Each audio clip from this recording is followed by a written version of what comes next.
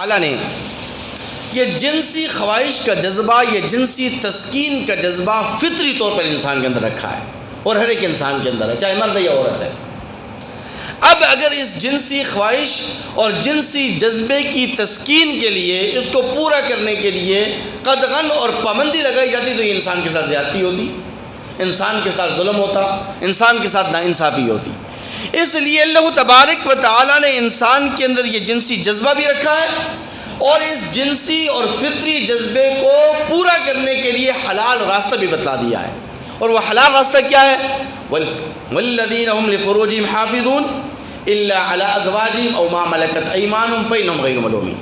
دو حلال راستے ہیں اس جنسی جذبے اور جنسی خواہش کی تسکین کے لیے، اس کو پورا کرنے کے لیے۔ ایک ہے راستہ ہے آزاد عورت سے نکاح، اور دوسرا راستہ ہے باندی سے نکاح، لیکن چونکہ باندی کا وجود اس دور کے اندر نہیں ہے، اب اس لیے ایک ہی راستہ رہ گیا ہے، اور وہ راستہ ہے آزاد عورت کے ساتھ نکاح۔ میرے بھائیو، تاریخ انسانیت اس بات پر شاہد ہے کہ جب بھی کسی نے اسلام کے اس اعتدال اور میانہ روی والے راستے کو ترک کیا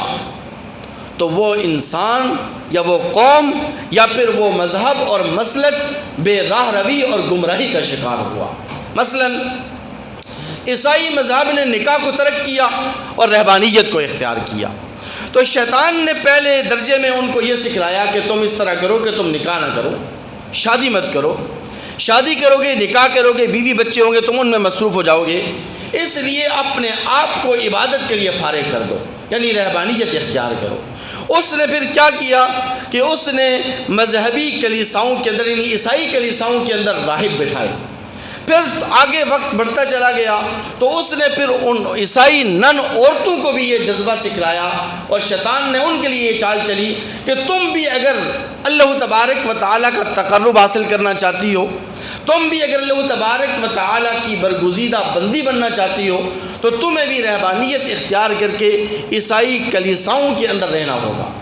پھر یہ عیسائی نن عورتیں مذہبی کلیساؤں کے اندر، یعنی عیسائی کلیساؤں کے اندر رہنے لگی۔ اب عیسائی راہب اور عیسائی نن عورتیں ایک ہی کلیسا کے اندر، ایک ہی عبادت گاہ کے اندر عبادت کرنے لگی۔ شیطان نے پھر ان کے لیے دوسری چال یہ چلی کہ تمہارا یہ جو مجاہدہ ہے عدم نکاح والا، یہ کم ہے، اس مجاہدے کو تھوڑا سا اور بڑھانا ہے۔ اور اس کا طریقہ یہ ہے کہ شیطان نے ان کو یہ سمجھایا کہ عیسائی راہب مرد اور عیسائی نن عورتیں ایک ہی چارپائی کے اوپر آ جائیں۔ جب ایک ہی چارپائی پر آئیں گے تو پھر جنسی خواہش کے جذبات بڑھیں گے، تم ان پر کنٹرول کرو گے، تم ان کے نفس کے خلاف مجاہدہ کرو گے، تو تمہیں اللہ تبارک و تعالیٰ کا مزید تقرب حاصل ہوگا، تمہیں اللہ تبارک و تعالیٰ کی مزید برگزیدگی حاصل ہوگی۔ لیکن ایسے کیسے ہو سکتا ہے؟ پھر یہ ناممکن تھا۔ پھر کیا ہوا کہ یہ عیسائی نن عورتیں اور عیسائی راہب جب ایک چارپائی پہ کے اوپر آئے تو پھر یہ بے راہ روی کا شکار ہوئے، گمراہی کا شکار ہوئے، آپس میں اختلاط شروع ہوا، اور یوں یہ مذہبی کلیسائیں اور عیسائی کلیسائیں جو عبادت گاہ کا مراکز ہوا کرتی تھیں، عبادت گاہ کا آماج گاہ ہوتی تھیں، پھر یہ فسق و فجور کے اور فحاشی کے اور زناکاری کے اور بدکاری کے اڈے بن گئے۔ یہ نتیجہ کس بات کا تھا؟ یہ نتیجہ اسلام کے اس اعتدال اور میانہ روی والے راستے کو ترک کرنے کا تھا، کہ اسلام نے تو یہ کہا ہے کہ نکاح کرو،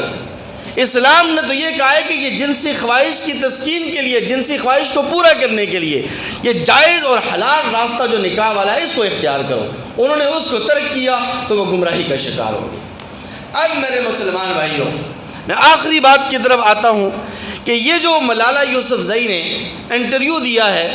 کہ نکاح کے فارم کے اوپر دستخط کر کے شادی کرنے کی کیا ضرورت ہے، پارٹنر بن کر بھی زندگی گزاری جا سکتی ہے۔ میرے بھائیوں، جب ایک مسلمان نکاح کرتا ہے اور نکاح کرنے کے بعد ایک عورت کسی مرد کی بیوی بنتی ہے تو اس کو ہمارے عرف عام میں اور ہمارے معاشرے میں اس کو گھر والی کہا جاتا ہے۔ کیا کہا جاتا ہے؟ گھر والی، یعنی گھر کی رونق، گھر کی زینت، گھر کی مالکہ، گھر کی مالکن اسے کہا جاتا ہے۔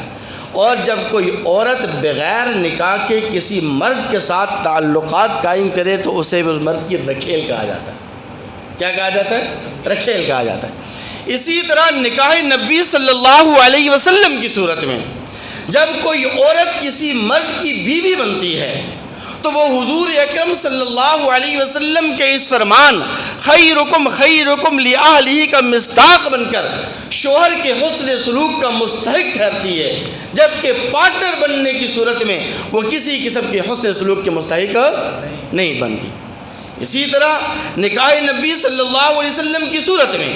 جب کوئی عورت کسی مرد کی بیوی بنتی ہے تو وہ مرد اس عورت کے ناموس، اس کی عزت کا محافظ اور نگہبان بن جاتا ہے، یعنی اس کا سیکورٹی گارڈ بن جاتا ہے، جبکہ پارٹنر بننے کی صورت میں اس کا کوئی ایک محافظ، ایک نگہبان نہیں ہوتا، بلکہ کئی افراد اس کو کتوں کی طرح نوچ کر ٹیشو پیپر کی طرح استعمال کر کے اس کو پھینک دیتے ہیں۔ نکاح نبی صلی اللہ علیہ وسلم کی صورت میں جب کوئی عورت کسی مرد کی بیوی بنتی ہے اور پھر آگے چل کر وہ اس کی اولاد کی ماں بنتی ہے تو اللہ تبارک و تعالی اس بیوی یعنی اس ماں کے قدموں تلے جنت جیسی عظیم نعمت رکھ دیتے ہیں،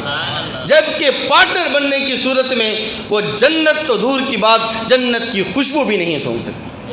میرے بھائیو، نکاح نبی صلی اللہ علیہ وسلم کی صورت میں جب کوئی عورت کسی مرد کی بیوی بنتی ہے اور یہ دونوں میاں بیوی اللہ کی اس زمین پر فرش کے اوپر بیٹھ کر ایک دوسرے کو دیکھ کر مسکراتے ہیں، اللہ آسمان دنیا سے ان دونوں کو دیکھ کر مسکراتا ہے، یعنی اللہ تبارک و تعالیٰ کی رحمت ان کے اوپر نازل ہوتی ہے۔ جبکہ پارٹنرشپ کی صورت میں جب کوئی مرد اور عورت، کوئی لڑکا اور لڑکی ایک دوسرے کو دیکھ کر مسکراتے ہیں، ایک دوسرے کو دیکھ کر ہنستے اور کھلکھلاتے ہیں تو اللہ کی لعنت اور پھٹکار ان پر نازل ہوتی ہے۔ میرے بھائیوں، نکاح نبی صلی اللہ علیہ وسلم کی صورت میں جب یہ عورت کسی مرد کے نکاح کے اندر آتی ہے تو پھر وہ عورت اس کے گھر کی زینت، اس کے گھر کی رونق اور اس کے گھر کی سربراہ بنتی ہے، اس کے گھر کے فیصلوں میں شامل حال ہوتی ہے، جبکہ پارٹنرشپ کی صورت میں اور پارٹنر بننے کی صورت میں وہ کسی کوٹھے کی رکھیل تو بن سکتی ہے لیکن وہ کسی قسم کے فیصلے میں مرد کے شامل نہیں ہوتی۔ اسی طرح نکاح نبی صلی اللہ علیہ وسلم کی صورت میں جب کوئی عورت کسی مرد کی بیوی بنتی ہے تو یہ بیوی کل روز محشر جنت میں جنت کے حوروں کی سردار اور جنت کی عورتوں کی سردار بنتی ہے، جبکہ پارٹنر بننے کی صورت میں یہ عورت دنیا ہی سے اپنے مرد کے ساتھ تعلقات ختم کر چکی ہوتی ہے اور آخرت میں پھر اس کا کوئی حصہ باقی نہیں رہتا۔